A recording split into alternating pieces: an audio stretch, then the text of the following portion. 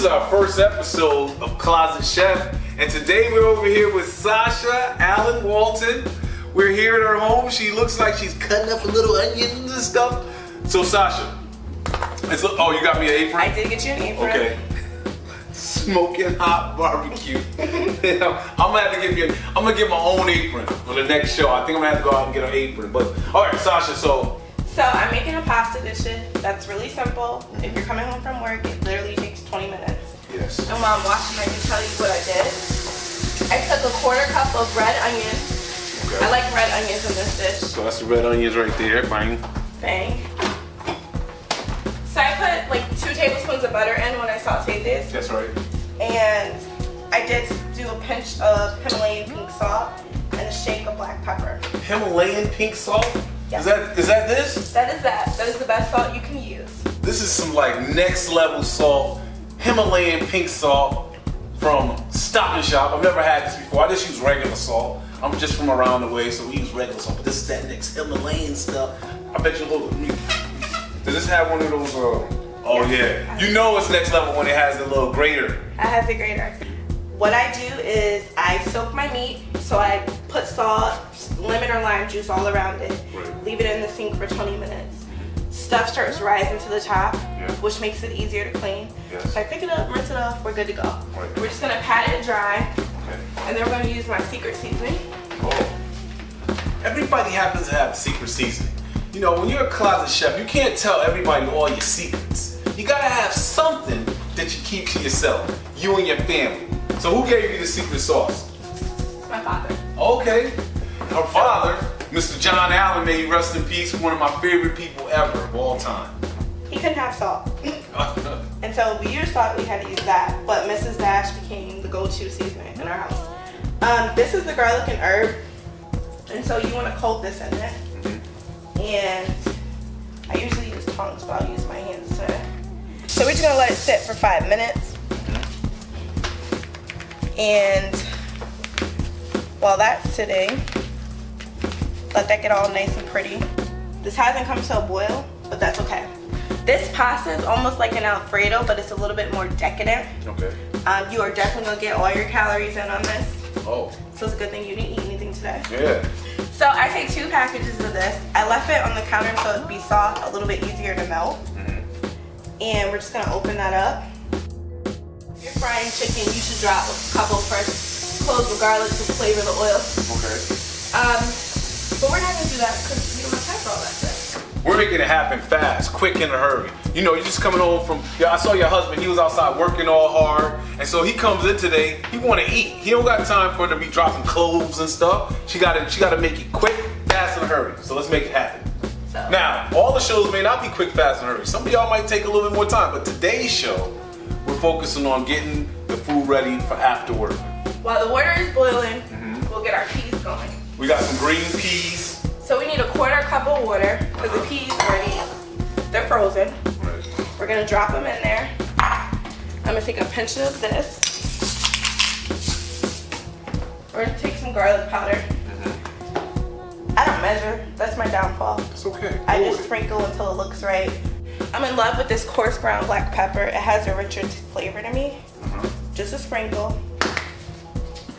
And we're gonna use Goya chicken bouillon.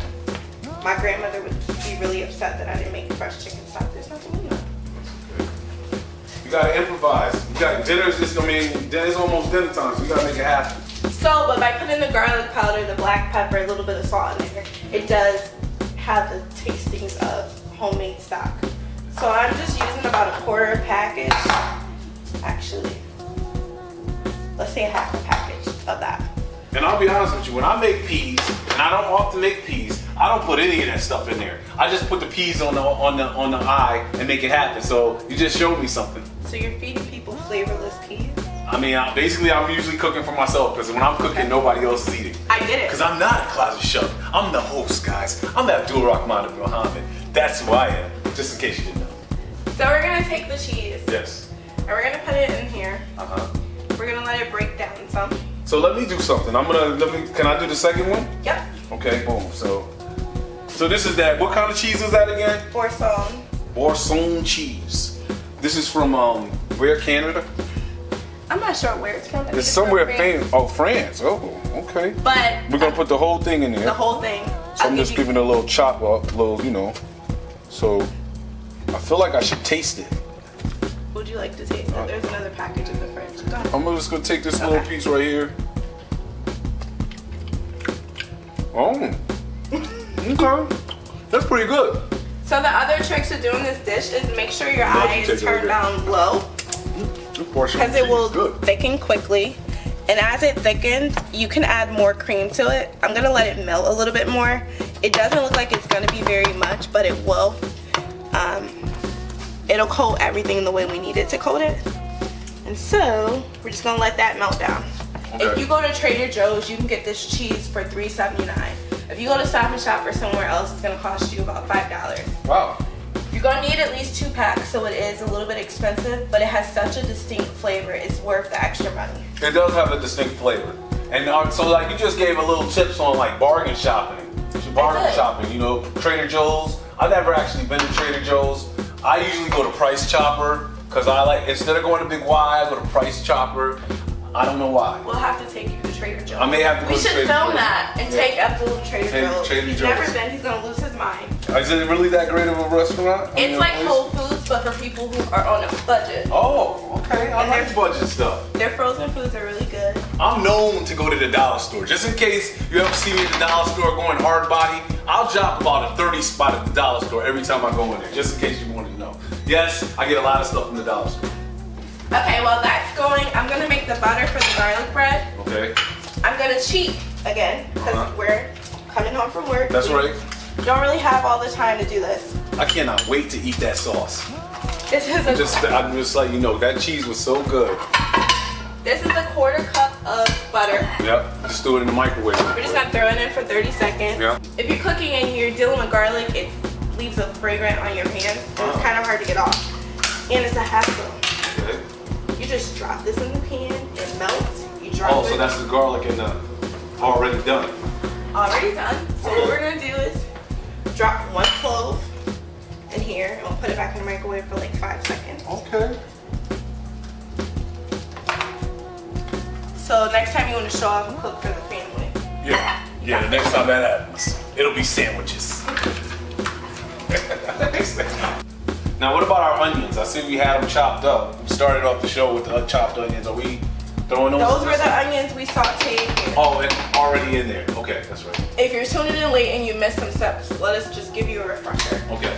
We took a 1/4 cup of red onion, but you are welcome to use a yellow onion. Mm-hmm. We sauteed it for like 3 minutes, and then we added 2 cloves of garlic in there. Yes. So I added butter and olive oil so it wouldn't burn. Mm-hmm. And then we took the porcelain cheese. Which was delicious. Which is absolutely delicious. Yes. And about 1/2 cup of light cream. And melted it down. So our sauce is thickening. I'm gonna put it to the side for a second because I just realized we didn't put our meat on. That's right. So let me get that for you. While the oven is preheating, we've got 2 tablespoons of olive oil, right? Yes. And you know what? We've got a lot going on. Let's just do a tablespoon of butter. Tablespoon of butter. We'll do a tablespoon of butter. Okay. And we're gonna let this melt down.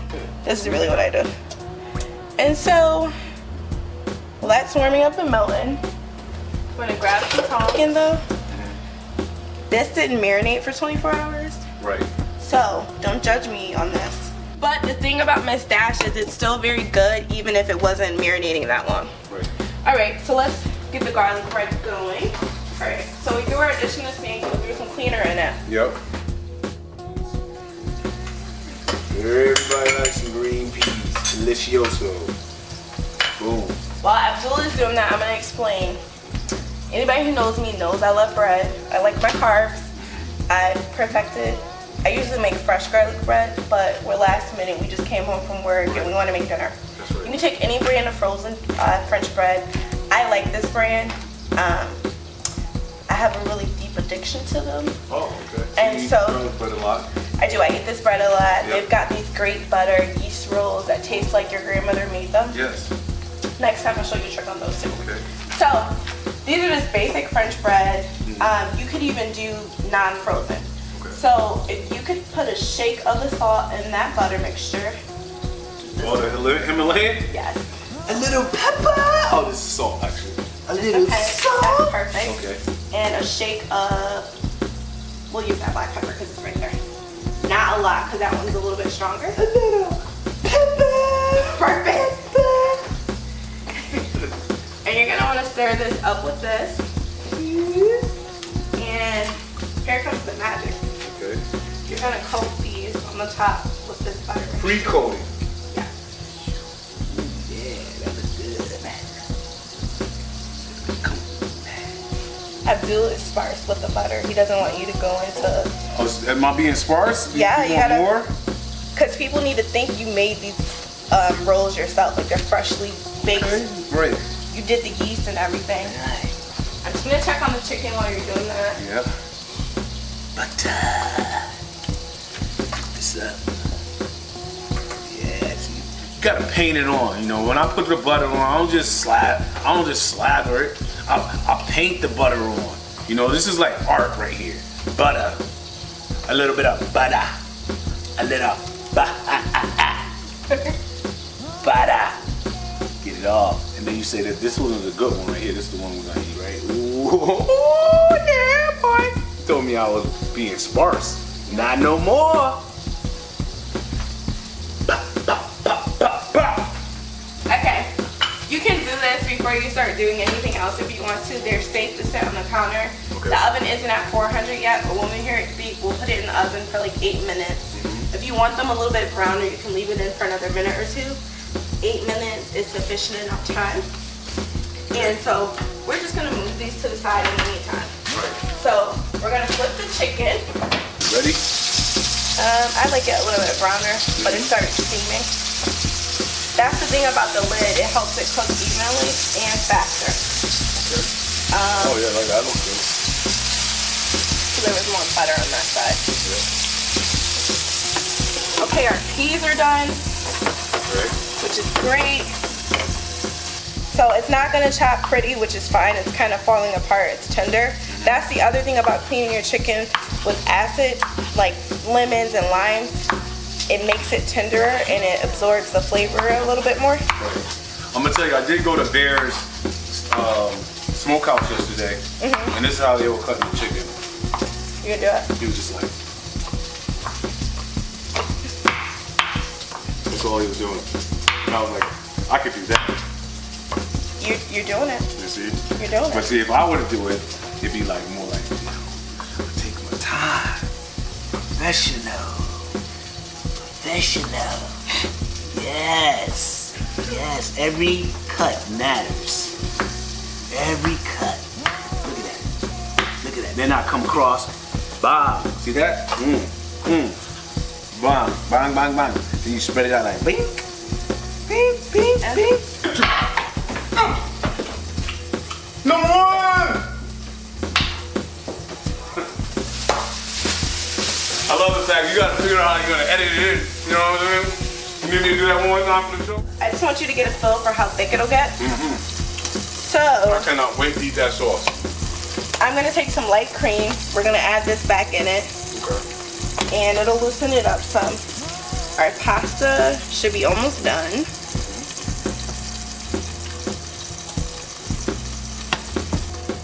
It's probably really hot. Okay. It's good to me. We're gonna throw our peas in. Got the peas. We gonna throw the peas in there? Yeah. Oh, I did not realize that. Okay. I caught me off guard. Alright, so the other thing about this dish is usually I would use bacon. Yeah. Oh, thank you for not using me. So I didn't use bacon because I was cooking with Abdul, but the bacon adds a nice like kind of salty and a different texture to the dish. I haven't tried it with turkey bacon. You're welcome to try it like that. Right. You can use any meat you want. I've used chicken sausage in this before with no problems. The only thing I would be leery of is beef. But chicken seems to work really, really well. And I have used this sauce with shrimp. Shrimp would have been great, yeah. So, we're gonna assemble. Okay. So I thought the peas were gonna be on the side. So now the peas are gonna go inside the sauce. Okay. So you want to put half the pasta in? Half the pasta goes into the sauce. Okay. Let's get this one in there. If you cook your pasta ahead of time and just sit it down somewhere, if you just add some olive oil to it, it'll get loose again? it'll get loose. Because I remember before we bought a home, our kitchen in our apartment only had 2 working burners. And so I had to do this a lot. Cook 2 things and put one to the Got top. enough? Add the chicken in. Yeah. Pop. Okay, this is gonna be something else.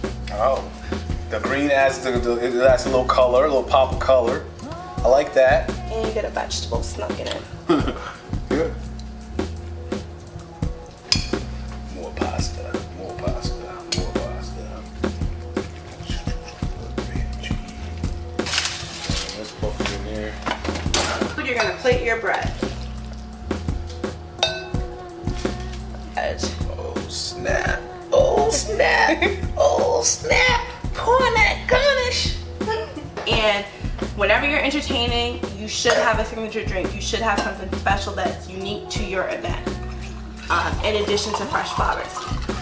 Oh, and it has like a aftertaste. Oh, banging. This is Closet Chef. So we're gonna give an official title today of a closet chef. Sasha Allen Walton has been